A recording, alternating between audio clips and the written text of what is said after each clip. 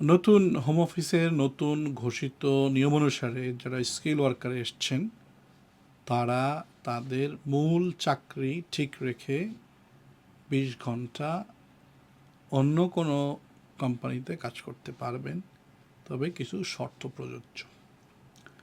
শর্তটা কি? শর্তটা হচ্ছে যে আপনার সেই কাজটা হতে হবে কিন্তু স্কিল ওয়ার্কারের যে কোড রয়েছে সেই কোডের আন্ডারে।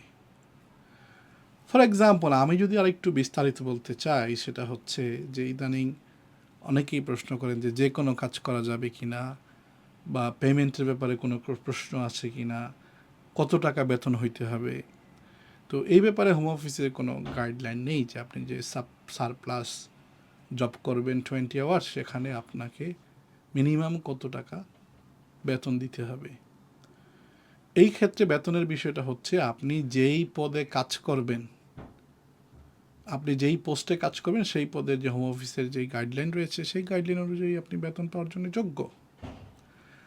যদি এমনটি হয় যে আপনি একটা প্রতিষ্ঠানে আপনি আসছেন হচ্ছে সেলসে বিজনেস এক্সিকিউটিভ হিসেবে, অর্থাৎ বিজনেস সেলস এক্সিকিউটিভ হিসেবে আপনি আসছেন, এটা একটা স্কিল ওয়ার্কারের জন্য এলিজিবল কোড।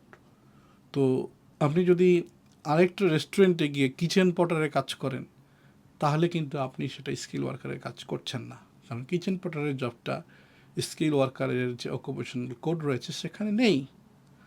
আপনি যদি সেখানে ওয়েটারই করেন, সেটাও আপনি রিকোয়ারমেন্ট মিট করছেন না।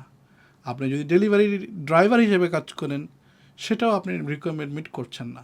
তো আপনাকে যদি আপনি যদি আপনার মূল চাকরি ঠিক রেখে অতিরিক্ত 20 ঘন্টা কাজের সময়ও যদি ওই সব কাজে হোম অফিসের অফিসার পায়, তাহলে কিন্তু তারা আপনাকে ডিটেইন করতে পারে, আপনার ভিসা কাটেল করতে পারে, কারণ এই এই সাপেক্ষে যে আপনি আপনার ভিসা কন্ডিশন মানছেন না।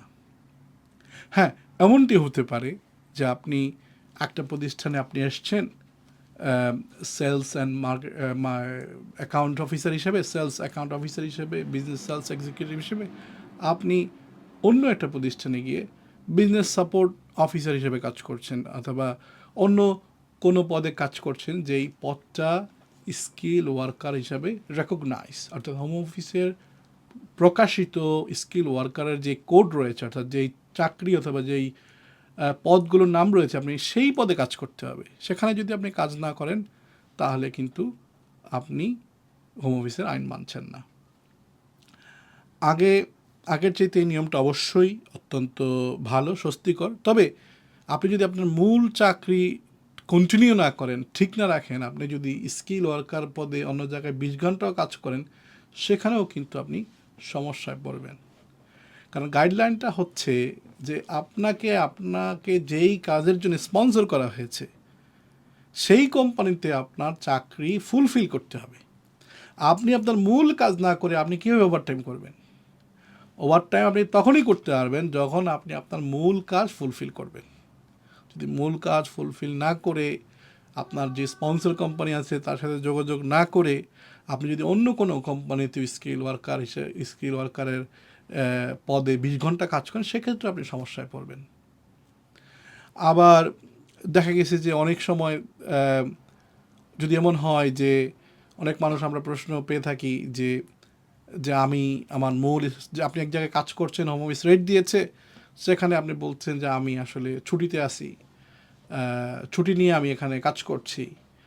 তো সেক্ষেত্রে কিন্তু হোম অফিস আপনার যে মূল এমপ্লয়ার রয়েছে সেখানে কিন্তু তারা ফোন করতে পারে, ভেরিফাই করতে পারে যে আপনি কবে থেকে ছুটি নিয়েছেন এবং কতদিনের ছুটিতে গিয়েছেন, এবং আপনি যেই কোম্পানিতে আপনি কাজ করছিলেন, হোম অফিসকে বলছেন যে আমি এখানে আমার অতিরিক্ত 20 আওয়ার্স কাজ করছি, সেখানে কিন্তু সেই মালিককে হোম অফিস কিন্তু আপনাকে কিন্তু দুজনকে আলাদা আলাদা ইন্টারভিউ করতে পারে। তারা মালিককে জিজ্ঞেস করবে যে আপনি আসলে কতদিন ধরে কাজ করেন, সে আপনাকে কিভাবে পেমেন্ট করে। এখন আপনি যদি বলেন আমি এখানে কাজ করি 7 দিন হয়েছে মাত্র, আর মালিক যদি বলে যে না সে আমার সাথে কাজ করে 3 মাস, তাহলে কিন্তু দুইজনের বক্তব্য কিন্তু ভিন্নধর্মী। সেক্ষেত্রে কিন্তু হোম অফিস আপনাকে আরও ফার্দার ইন্টারভিউ করে আপনার এভিডেন্স দেখতে চাইতে পারে।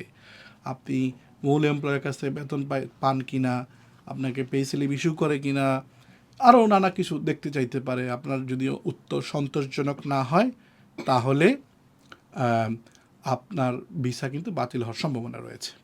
তবে আমি আপনাদেরকে আশ্বস্ত করতে চাই, সেটা হচ্ছে যে কেউ যদি নিয়ম মেনে, আপনারা কেউ যদি নিয়ম মেনে আপনাদের মূল চাকরি ঠিক রেখে অন্য জায়গায় যদি 20 ঘন্টা কাজ করেন, যে এই কাজটা স্কিল ওয়ার্কার কোডের মধ্যে পড়ে, তাহলে আপনাদের কোনো অসুবিধা হওয়ার কথা না।